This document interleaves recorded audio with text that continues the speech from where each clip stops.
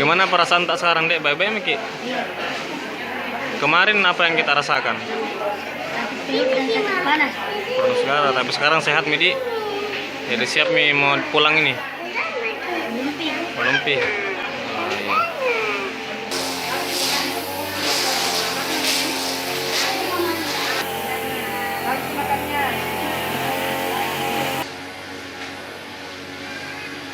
Sampai saat ini yang sudah ditangani diperkirakan ada sekitar 28 orang sudah bisa meninggalkan rumah sakit dan beberapa ada 5 orang ini masih dalam perawatan intensif. Memang gejala-gejala yang mereka timbulkan itu ada mual muntah, jadi itu salah satu gejala kalau penderita sementara intoksikasi makanan ataupun minuman.